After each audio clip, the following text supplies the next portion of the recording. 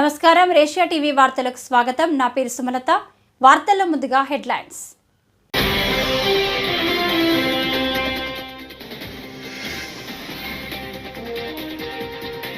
ఢిల్లీ సీఎంగా రేఖా గుప్తా ప్రమాణ స్వీకారం.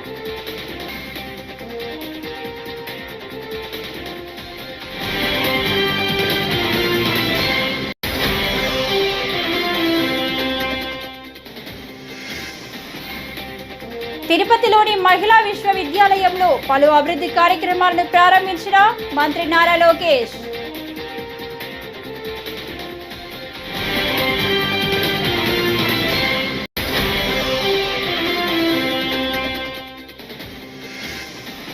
వైఎస్ జగన్ కు రక్షణ కల్పించాలని గవర్నర్ను కోరాం.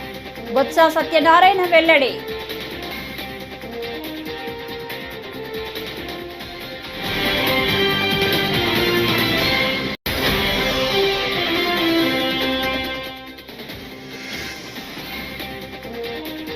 రాజలింగమూర్తి హత్యను ఖండించిన మంత్రి కోమటిరెడ్డి వెంకటరెడ్డి.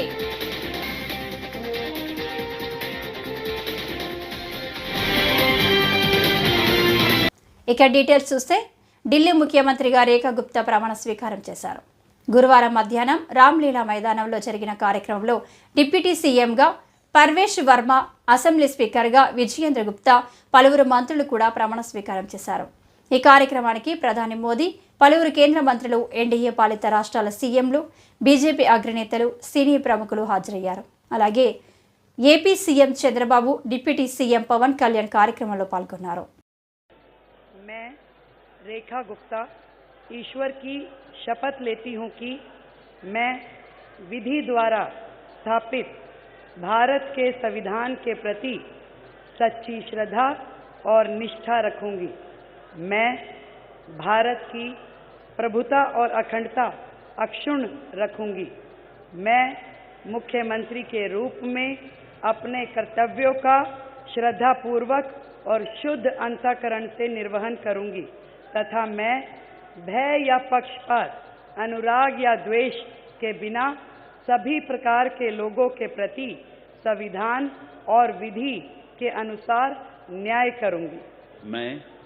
मैं रेखा गुप्ता ईश्वर की शपथ लेती हूं कि जो विषय मुख्यमंत्री के रूप में मेरे विचार के लिए लाया जाएगा अथवा मुझे ज्ञात होगा, उसे किसी व्यक्ति या व्यक्तियों को तब के सिवाय जबकि ऐसे मुख्यमंत्री के रूप में अपने कर्तव्यों के सम्यक निर्वहन के लिए ऐसा करना अपेक्षित हो, मैं प्रत्यक्ष या अप्रत्यक्ष रूप से संसूचित या प्रकट नहीं करूंगी।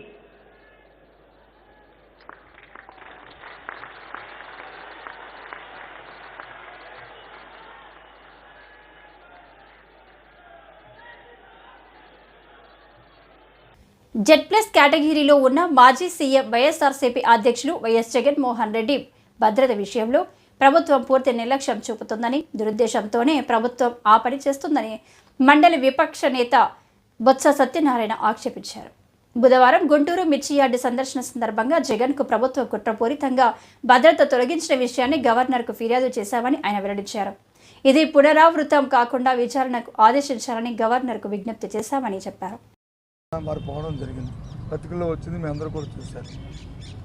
ఆ నేపథ్యంలో ఆయనకున్న జెడ్+ ఏదైతే భద్రత ఉందో దాన్ని పూర్తిగా తొలగించి నేను రోజున పూర్తిగా సెక్యూరిటీ ల్యాబ్సెస్ 100% ఒక్క యూనిఫామ్ ఉన్న కానిస్టేబుల్ ఒక్కరు కూడా ఆ చుట్టుపక్కల లేకుండా ఏదైనా అవాంఛనీయ సంఘటనలు జరిగేటట్టుగా వారు ప్రేరేపించేటట్టుగా వాళ్ళు నేను జరిగిన ప్రయత్నం చూస్తుంటే చాలా అనిపించింది. అందుకని గవర్నర్ గారికి మేము అందరం వచ్చి ఆయన తాలూకా భద్రత మీద ఆందోళన వ్యక్తం చేస్తూ ఇలాంటి సెక్యూరిటీ ల్యాబ్సెస్ ఉన్నాయి, ప్రభుత్వం వాంటెడ్లీ చేయాలని, ఆయన్ని ఇబ్బంది పెట్టాలని, ఆయనకి ఉన్న సందర్భంలో ఆయన రక్షణ కల్పించి ఇలాంటివి మళ్ళీ పునరావృతం కాకుండా, చట్టాన్ని చేతిలో తీసుకోకుండా చట్టం దాని పని చేసుకునేటట్లు ఎవరికి ఇవ్వాల్సిన భద్రతను వాళ్ళకి ఇస్తూ కార్యక్రమం చేయాలని గవర్నర్ గారిని మేము ఇప్పుడు మీ అందరం కూడా డెలిగేషన్కి వెళ్ళి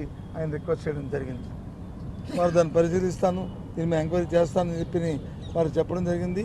ఇది విషయాన్ని మీకు తెలియపరుస్తున్నాను. అంటే గతంలో హైకోర్టు కూడా ఆగ్రహం వ్యక్తం చేస్తున్నారు సార్, ఖచ్చితంగా భద్రత కల్పించాలని, కానీ పట్టించుకోవాలి. అదే మరి ఇది ఎవరో వ్యక్తిగతంగా ఇచ్చింది కాదు. మాజీ ముఖ్యమంత్రిగా ఆయనకి అది వర్చువల్గా ఆయనకి ఆటోమేటిక్గా అది వస్తుంది. జెడ్+2ది మాజీ ముఖ్యమంత్రి గారికి ఆటోమేటిక్గా వస్తుంది. దాన్ని కూడా నిన్నటి రోజు విత్డ్రా చేయమంటే అసలు అర్థం అవ్వట్లేదు మాకు. ఎప్పుడు కూడా చూడలేదు ఈ వ్యవస్థలో. ఇంతకుముందు కూడా మేము మాజీ ముఖ్యమంత్రిగా, ఇప్పుడున్న ముఖ్యమంత్రి గారు మాజీ ముఖ్యమంత్రి కదా, ఆయనకున్న 5 సంవత్సరాలు ఎక్కడైనా ఇలాంటి సందర్భం ఎక్కడైనా వచ్చిందా? ఎప్పుడైనా చేశామా? ఎప్పుడైనా జరిగిందా? ఏంటిది? పూర్తిగా కూడా ప్రభుత్వం ఏకపక్షంగా ఈ కార్యక్రమం చేస్తూ వారిని ఇబ్బంది పెట్టాలని, మరి భగవంతుడి గారికి వెనకాతున్న లోపాగారిగా వాళ్ళ తాలూకా దురుద్దేశాలు ఏంటనేది చేస్తూ దాన్ని ముందుగా మేము ఫోర్కాస్ట్ చేసి రాబోయే కాలం లాంటి అవాంఛ ఏ విధమైన సంఘటనలు జరగకుండా పెట్టు ఆయన భద్రత మీద మేము ఆందోళన వ్యక్తపరుస్తున్నాం. ఎన్నికల కోడ్ ఉంది కాబట్టి మాకేం సంబంధం, ఈసీ నిర్ణయం తీసుకోవాలి, బందోబస్తు. ఎన్నికల కోడ్ బందోబస్తుకి బయట ఆయనకున్న భద్రత ఎన్నికల కోడ్తో సంబంధంలే. ఏదైతే జెడ్+2 కేటగిరీ ఎప్పుడైతే ఉన్నదో ఆయన ఎక్కడికి వెళ్తే అక్కడికి ఆయనతో పాటు వారు వెళ్ళవలసిందే, అక్కడికి వెళ్తారు. అది నిబంధన. ఎన్నికల కోడ్ ఏంటి? అదనంగా ఇచ్చేది ఏమైనా ఉంటే, ఒక ఎన్నికల కోడ్ మేము ముందు ఇన్ఫామ్ కూడా చేసాం, ఇగో ఇక్కడికి వెళ్తున్నామని. ఒకవేళ అటువంటి పరిస్థితి ఉన్నప్పుడు ముందుగా మాకు ఇన్ఫామ్ చేయాలి కదా. ఎన్నికల కోడ్ ఉందండి, మీరు అక్కడికి వెళ్ళొద్దండి, మీరు వెళ్ళడానికి వీల్లేదండి, రైతులకు వెళ్ళడానికి వీల్లేదండి, రైతులతో ఆవేదన అర్థం చేసుకోక్కర్లేదండి, ఈ కార్యక్రమం చెప్పొచ్చు కదా. మరి ఇదే ఎన్నికల కోడ్ ఒక 4 రోజులు 5 రోజుల కింద ఒక మ్యూజికల్ నైట్ జరిగింది, ఒక సంగీత విభారత జరిగింది, మరి దానికి లేదా? మేడిగడ్డ బ్యారేజీ కుంగిపోవడానికి బీఆర్ఎస్ ప్రభుత్వమే కారణమంటూ కేసు వేసిన రాజలింగమూర్తి హత్యకు గురైన సంగతి తెలిసిందే. ఈ హత్యను తెలంగాణ మంత్రి కోమటిరెడ్డి వెంకటరెడ్డి తీవ్రంగా ఖండించారు. కేటీఆర్, కేసీఆర్, హరీష్ రావుల మాటలు విని బీఆర్ఎస్ ఎమ్మెల్యే గండ్ర వెంకటరమణారెడ్డి ఒక వ్యక్తిని హత్య చేయించడం మంచిది కాదని మండిపడ్డారు. వెంకటరమణారెడ్డి గతంలో దోచుకున్న మాట నిజమేనని ఆరోపించారు. ఈరోజు ఓపెన్గా గండ్ర వెంకటరమణారెడ్డి గారు ఆ రోజు మా పార్టీలో గెలిచి అమ్ముడు పోయి మళ్ళీ వాళ్ళ భార్యని టీఆర్ఎస్లో జడ్పీ చైర్మన్ చేసుకొని ఇవాళ కేటీఆర్, కేసీఆర్, హరీష్ రావు మాటలని ఒక మంచి వ్యక్తిని హత్య చేయించడాన్ని తీవ్రంగా ఖండించడమే కాదు, మేము ప్రభుత్వాన్ని కూడా డిమాండ్ చేస్తున్నాం. ప్రభుత్వంలో మంత్రిగా, అలాగే ఒక తెలంగాణ వాదిగా, ఎందుకంటే ఇది మంచి పద్ధతి కాదు. నువ్వు దోచుకున్న మాట వాస్తవం, అందరికి తెలిసిందే. అది ఎన్డీఎస్ఏ వాళ్ళు చెప్పిండ్రు, కేంద్రం దాని మీద ఘోష్ కమిటీ చెప్పింది. ఇదే కాదు, పైన ఉన్న అన్నారం సుందిలో కూడా మేము గ్యారంటీ ఇవ్వలేము, ఎప్పుడు కూలిపోతావో అని చెప్పడం వాళ్ళ రిపోర్టు కూడా ఇచ్చిండ్రు. తిరుపతిలోని శ్రీ పద్మావతి మహిళా విశ్వవిద్యాలయంలో పలు అభివృద్ధి కార్యక్రమాలను మంత్రి నారా లోకేష్ ప్రారంభించారు. కేంద్ర రాష్ట్ర ప్రభుత్వాల నిధులు 5.272 కోట్లతో నూతనంగా నిర్మించిన ఖేలో ఇండియా మల్టీపర్పస్ ఇండోర్ స్టేడియాన్ని మంత్రి రాంప్రసాద్ రెడ్డి, షాప్ చైర్మన్ రవి నాయుడుతో కలిసి ఆయన ప్రారంభించారు. క్రీడాకారులతో మంత్రి లోకేష్ కాసేపు షటిల్ ఆడారు. అనంతరం మహిళా విశ్వవిద్యాలయంలోని పలు విభాగాలను పరిశీలించారు. మహిళా వర్సిటీలోని ఇందిరా ప్రియదర్శిని ఆడిటోరియంలో విద్యార్థులతో ముఖాముఖి నిర్వహించారు.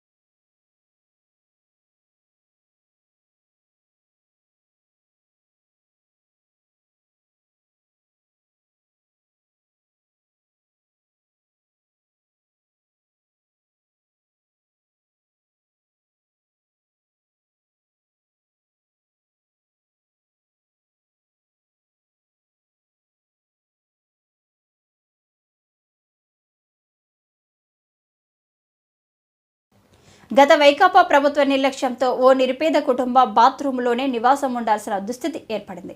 శ్రీ సత్యసాయి జిల్లా మడకశిర మండలం హెచ్ఆర్ పాల్యం గ్రామానికి చెందిన నరసింహప్పకు భార్య, 2 పిల్లలు ఉన్నారు. కూలి పని వీరి జీవనాధారం. వీరికి ఉన్న పాత ఇల్లు వర్షాల కారణంగా కూలిపోయింది. మళ్లీ ఇల్లు కట్టుకునే స్తోమత లేని ఆ కుటుంబం బాత్రూంలోనే నివాసం ఉండేవారు. కూటమి ప్రభుత్వంలో మీడియా ద్వారా విషయం తెలుసుకున్న స్థానిక ఎమ్మెల్యే ఎంఎస్ రాజు సొంత డబ్బుతో 3 నెలల గడవక ముందే ఇంటి నిర్మాణం పూర్తి చేయించి ఆ కుటుంబానికి బహుమానంగా అందించారు.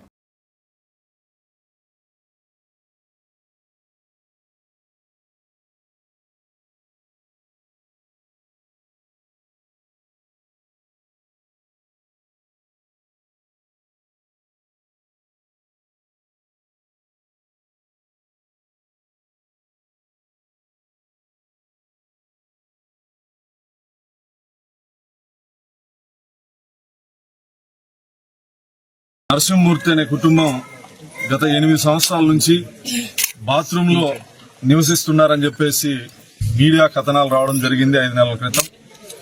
మీడియాలో వచ్చిన రోజే ఆ కుటుంబాన్ని పరామర్శించి కొంత ఆర్థిక భరోసా కల్పించి అక్కడి నుంచే కలెక్టర్ గారితో మాట్లాడి ఈ స్థలం పట్టా ఇప్పించడం జరిగింది. పట్టా ఇప్పించిన తర్వాత సొంత డబ్బులతో ఇంటిని నిర్మించి ఈరోజు గృహప్రవేశం చేసి వాళ్ళకి అప్పగించడం జరిగింది. గతంలో ఉన్నటువంటి మాజీ ఎమ్మెల్యే 2 సార్లు పరామర్శించి అధికారుల మీద హుకం జారీ చేసినప్పటికీ వాళ్ళకి సొంతింటి కలగానే ఉంది.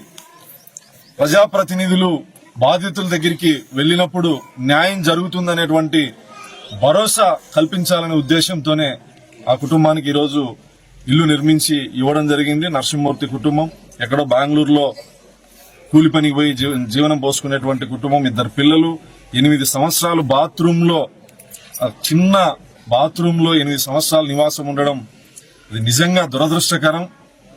మనసును కలించి వేసి ఈ నిర్ణయం తీసుకోవడం జరిగింది. సొంత ఇల్లు నిర్మించి ఇవ్వాలని చెప్పేసి సంకల్పించి ఈరోజు వాళ్ళకి ఇంటిని అప్పగించడం జరిగింది. వైఎస్ఆర్సీపీ అధ్యక్షులు వైఎస్ జగన్మోహన్ రెడ్డిపై ఓ చిన్న పాప ఆప్యాయత చూపిస్తే అది కూడా ఐటీడీపీ వాళ్ళు ఓర్వలేక ట్రోల్ చేస్తున్నారని వైఎస్ఆర్సీపీ మహిళా విభాగం రాష్ట్ర అధ్యక్షురాలు వరదు కళ్యాణి మండిపడ్డారు.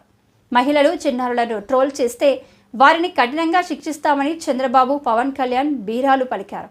మరి ఇప్పుడు చిన్న పాపను ట్రోల్ చేస్తున్న వారిపై ఏం చర్యలు తీసుకుంటారో చెప్పాలని ఆమె డిమాండ్ చేశారు. వైఎస్ జగన్ను కలిసిన విద్యార్థినిపై ఐటీడీఏ నేతలు సైకోల్లా వ్యవహరించడాన్ని ఆమె తీవ్రంగా ఖండించారు. వైఎస్ఆర్సీపీ అధినేత అయిన జగన్మోహన్ రెడ్డి గారి మీద అభిమానం చూపించింది అని ఒక చిన్నారి మీద ఐటీడీపీ వాళ్ళు చాలా దారుణంగా ట్రోల్ చేస్తూ ఉన్నారు. దీన్ని మేము తీవ్రంగా ఖండిస్తూ ఉన్నాము. ఇది చాలా అన్యాయం. ఒక చిన్న పాప జగనన్న మీద తన అభిమానాన్ని చూపిస్తూ అంత ఆప్యాయత కురిపిస్తే దాన్ని తట్టుకోలేక ఐటీడీపీ వాళ్ళు ఈ సోషల్ మీడియాలో చాలా దారుణంగా ట్రోల్స్ చేస్తూ ఉన్నారు. చంద్రబాబు నాయుడు గారైనా, పవన్ కళ్యాణ్ గారు కూడా చెప్పారు, మహిళల మీద, చిన్నారుల మీద ఎవరైనా సోషల్ మీడియాలో ట్రోల్స్ చేస్తే వాళ్ళకి కఠినంగా శిక్షిస్తాము, జైల్లో వేస్తాము, కేసులు పెడతాము అని. మరి ఈ వ్యవహారంలో ఈ పాప మీద ట్రోల్స్ చేసిన వాళ్ళకి ఎంతమంది మీద కేసులు పెట్టారు, ఎంతమందిని జైల్లో వేశారు అని నేను అడుగుతూ ఉన్నాను. గతంలో కూడా తీసుకుంటే జగనన్న ముఖ్యమంత్రిగా ఉండేప్పుడు జగన్మోహన్ రెడ్డి గారు ఇళ్ల పట్టా ఇచ్చారు అని చెప్పి ఆనందం వ్యక్తం చేసినందుకు గీతాంజలి అనే అమ్మాయికి విపరీతంగా ట్రోల్స్ చేసి ఆమె ఆత్మహత్య చేసుకునేట్టుగా ఈ ఐటీడీపీ వాళ్ళు కారకులయ్యారు. అలాగే బెండిపూడి స్కూల్లో చదువుతున్న అమ్మాయిలు ఇంగ్లీష్ మీడియం చదువుతూ ఇంగ్లీష్ చక్కగా మాట్లాడితే దాని మీద కూడా ట్రోల్ చేస్తూ, ఎందుకంటే వాళ్ళ ఇంగ్లీష్ మీడియం వల్ల జగన్మోహన్ రెడ్డి గారికి మంచి పేరు వచ్చేస్తుంది అని ఆ రోజు ఐటీడీపీ వాళ్ళు చాలా దారుణంగా ట్రోల్ చేసిన విషయం ఎవరూ మర్చిపోలేదు. ఇప్పుడు ఈ చిన్నారి మీద ఎంత దారుణంగా ట్రోల్స్ చేస్తూ ఉన్నారు. ఆ పాప ఒక మధ్యతరగతి కుటుంబానికి చెందిన అమ్మాయి. అలాగే తండ్రి ఒక షాప్ లో పనిచేస్తూ ఉన్నారు, తల్లి ఒక స్కూల్లో పనిచేస్తున్న తల్లిదండ్రులు, అలాగే ఒక అద్దెంట్లో నివాసం ఉంటూ ఉన్న వాళ్ళు. అలాంటి వాళ్ళని ఆ పాప ఏదో డిపిఎస్ స్కూల్లో చదువుతున్నట్టుగా, అపార్ట్మెంట్ మొత్తం వాళ్ళదే అన్న టైపుగా, అలాగే తల్లిని కూడా మార్చేస్తూ చాలా దారుణంగా ట్రోల్ చేశారు. దీన్ని మేము తీవ్రంగా ఖండిస్తూ ఉన్నాము. నిజంగా ఇలాంటి వాళ్ళకి కఠినంగా శిక్షించాలి. ఇలాంటి వాళ్ళకి కేసులు పెట్టి జైల్లో వేయాల్సిన అవసరం ఉంది. ఆ పాప కుటుంబానికి మా వైఎస్ఆర్ కాంగ్రెస్ పార్టీ అండగా ఉంటుంది. అలాగే డిప్యూటీ స్పీకర్ గారైన రఘురామకృష్ణరాజు గారు కూడా అంత స్థాయిలో ఉన్న వ్యక్తి, ప్రజల నుంచి ఎన్నుకోబడిన వ్యక్తి. అతను కూడా ఆ పాప గురించి చులకనగా మాట్లాడడం, వెకిలిగా మాట్లాడడం నిజంగా చాలా దారుణం. అంత స్థాయిలో ఉన్న వ్యక్తి ఇలాంటి మాటలు మాట్లాడడం అంటే అతని విజ్ఞతకే వదిలేస్తూ ఉన్నాము. కాబట్టి ఈ పాపని ట్రోల్ చేసిన వాళ్ళ మీద ఖచ్చితంగా కేసులు పెట్టాలి, వాళ్ళని జైల్లో వేయాల్సిన అవసరం ఉందని తెలియజేస్తూ సెలవు తీసుకుంటున్నాను.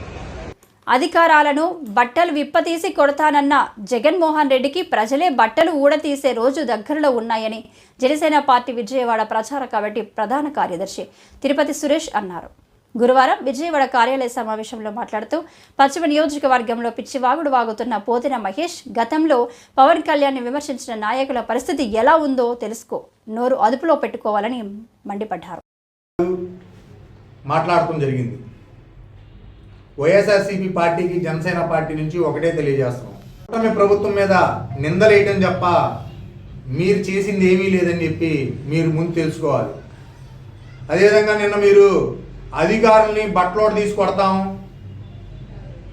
అని చెప్పి మాట్లాడటం మీకు సిగ్గు చేయడం చెప్పి నేను తెలియజేస్తా ఉన్నా. ఎవరైనా పొలిటీషియన్స్ మహా అయితే 5 సంవత్సరాలు అధికారంలో ఉంటారు, లేకపోతే ఇంకో 5 సంవత్సరాలు ఉంటారు. ఎప్పుడైనా అధికారిగానే ఉంటారు. ఆయన ఒక్కసారి ఉద్యోగం వచ్చాక ఆయన డిజిగ్నేషన్ ఎప్పటికీ పెరుగుతూనే ఉంటుంది కానీ తరగదు. మీరు గత 5 సంవత్సరాలు ముఖ్యమంత్రిగా పనిచేసి అధికారులను ఆ విధంగా మాట్లాడతాం మీకు సవ్వా అని చెప్పి నేను అడుగుతున్నా. మీకులాగా అధికారుల్ని కార్యకర్తలు చేసి వాడుకుంటున్నారనుకున్నారా? కూటమి ప్రభుత్వంలో అధికారులకి పూర్తి స్వేచ్ఛ ఉంది. ఏ అధికారైనా సరే వాళ్ళ పని వాళ్ళు చేసుకుంటున్నారు. మీకులాగా సొంత కార్యక్రమాలకి ఏ అధికారులను కూడా కూటమి ప్రభుత్వం వాడుకోలేదు. అదేవిధంగా ఈరోజు మిర్చి యార్డ్కి వెళ్ళి మళ్ళీ పోలీసులు రాలేదని చెప్పి ఇందాక ఒక ప్రెస్ మీట్ పెట్టావు అధికారి. నీకు పర్మిషన్ లేనప్పుడు పోలీసులు ఏ విధంగా వస్తారు? నువ్వు వస్తున్నావు అని ఎవరికి ఉంది ఇన్ఫర్మేషను? నీ పార్టీ నాయకులకు ఉండి నువ్వే ఒక 4 జనాలు నీ చుట్టూదా పెట్టుకుని నాకు రక్షణ లేదని చెప్పి మీ వాళ్ళతోనే 4 ప్రెస్ మీట్లు పెట్టేస్తావా? ఇది నీకు సబబా? నువ్వు ముఖ్యమంత్రికి ఎలా పనిచేసావు? ఒక ముఖ్యమంత్రి హోదాలో 5 సంవత్సరాలు పనిచేసినప్పుడు నువ్వు కరెక్ట్గా చెప్పలేవు. నువ్వా కూటమి ప్రభుత్వాన్ని విమర్శించేది? రాసిచ్చిన స్క్రిప్ట్లు చదవడం కూడా నీకు రాదు. నువ్వు ముఖ్యమంత్రిగా పనిచేసావా? ఇవాళ నువ్వు చేసిన ఆర్థిక ఇబ్బందులన్నింటినీ అధిగమించి కూటమి ప్రభుత్వం ఆంధ్ర రాష్ట్రాన్ని అభివృద్ధి దిశగా తీసుకెళ్లడంలో కీలక పాత్ర పోషిస్తున్నారు చంద్రబాబు నాయుడు గారు, అదేవిధంగా మా జనసేన పార్టీ అధ్యక్షులు శ్రీ పవన్ కళ్యాణ్ గారు. అలాంటి వ్యక్తుల గురించి మీరా మాట్లాడేది? అదేవిధంగా ఈ పశ్చిమ నియోజకవర్గంలో ఒక పిచ్చి వాగుడు వాగుతూ ఉంటాడు పోతిన మహేష్. బాబు పోతిన మహేష్, నీకు ఒకటే చెప్తున్నా, గత 5 సంవత్సరాల్లో పవన్ కళ్యాణ్ గారిని విమర్శించిన ప్రతి ఒక్కరూ ఈ రోజు పరిస్థితి ఏంటో తెలుసుకో. నువ్వు వాళ్ళ పరిస్థితి ఎలా ఉందో ఒక్కసారి నువ్వు చూసుకో. అన్యాయంగా ఒక వ్యక్తి గురించి మాట్లాడితే వాళ్ళ పరిస్థితులు ఎలా ఉన్నాయో నువ్వు చూసుకో ఫస్ట్. రేపు నీకు ఆ గతి పట్టకుండా ఉండాలి అంటే నువ్వు నోరు అదుపులో పెట్టుకుంటే బాగుంటుందని చెప్పి ఈ మీడియా ముఖంగా తెలియజేస్తున్నా నేను. ఎన్నో సంవత్సరాల నుంచి వేచి చూసిన తిరువూరు వాసులకు ఎమ్మెల్యే తీపి కబుర్లు చెప్పారు. తిరువూరు బస్టాండ్ నుంచి సూర్య రెస్టారెంట్ వైపు వెళ్ళు రోడ్డుకు ఎమ్మెల్యే కొలికపూడి సహకారంతో 2 లైన్ల రోడ్లు పనులు జరగనున్నాయి. అటువైపుగా వెళ్లాలంటే ప్రాణాలు గుప్పెట్లో పెట్టుకొని వెళ్లాల్సిన పరిస్థితి ఉంది. గోతుల్లో పడి అనేక ప్రమాదాలు జరిగిన సంఘటనలు లెక్కలేనివని అన్నారు. త్వరలో రోడ్డు నిర్మాణం జరుగుతుందని తెలిపారు. నమస్కారం. అనేక సంవత్సరాలుగా తిరువూరు పట్టణ ప్రజలు తిరువూరు బస్టాండ్ నుండి సూర్య రెస్టారెంట్ మార్గంలో బైపాస్ వరకు వెళ్ళే రోడ్లో అనేక ఇబ్బందులు ఎదుర్కొంటున్నారు. కొన్ని వేల మంది ఆ దారిలో వెళ్తూ చిన్న చిన్న ప్రమాదాలకు గురైన వాళ్ళు ఉన్నారు.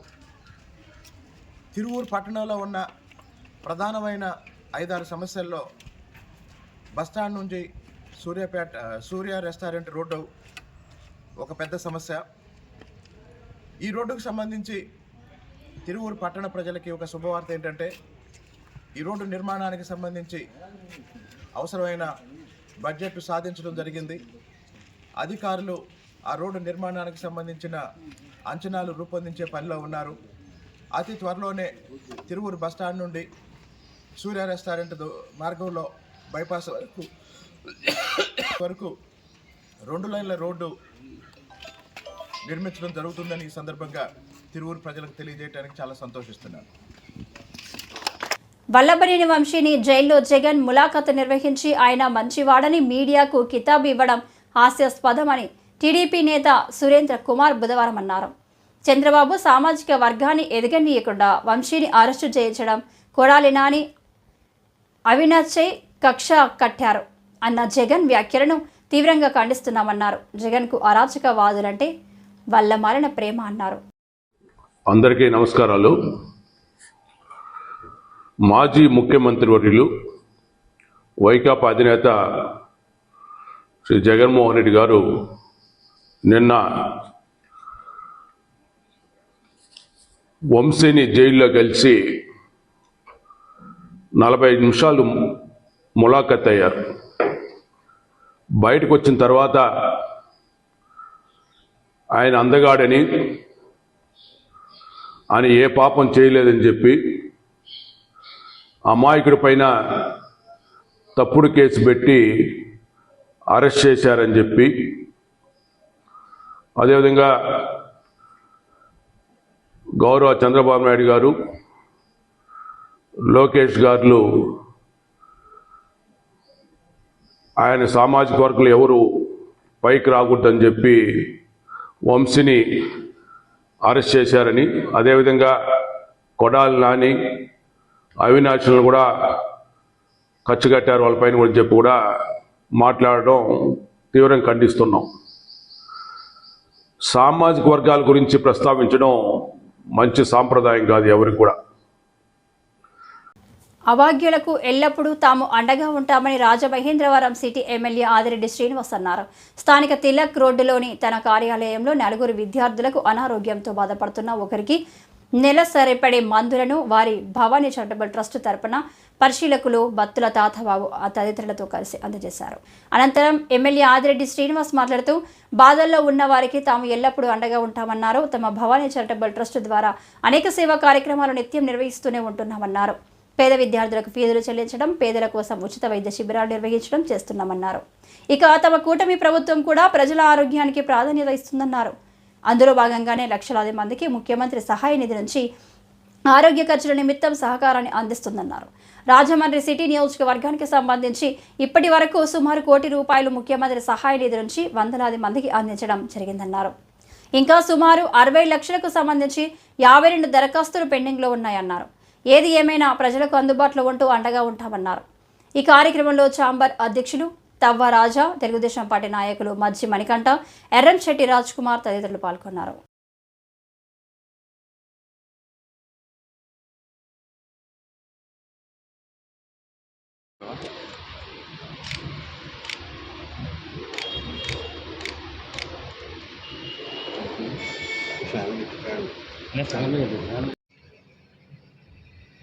ఏదైతే నగరంలో ఆర్థికపరమైన సమస్యతో అది వైద్యం కానీ విద్య కానివ్వండి, ఓ పక్కన ప్రభుత్వ పరంగా వచ్చే అందిపుచ్చుకుంటున్నా అందని వారు ఇంకా చాలా సంఖ్యలో ఉన్నారు. కొన్ని వైద్యపరంగా ఉన్నాయి, మీ సీఎం రిలీఫ్ ఫండ్ ద్వారా వారికి ఏదో విధంగా ఊరట తీసుకొస్తా ఉన్నాం. ఇంకా కానీ ఉన్నాయి. మా ట్రస్ట్ నుంచి మా పరిధిలో మా సొంత డబ్బుతోటే ప్రతి 15 రోజులకి ఒక కార్యక్రమం చేసి అర్హులైన వాళ్ళకి ఇవ్వడం జరుగుతూ ఉంది. దాంట్లో భాగంగా ఈ రోజున కొంతమందికి ఆ కార్యక్రమం చేయడం జరిగింది.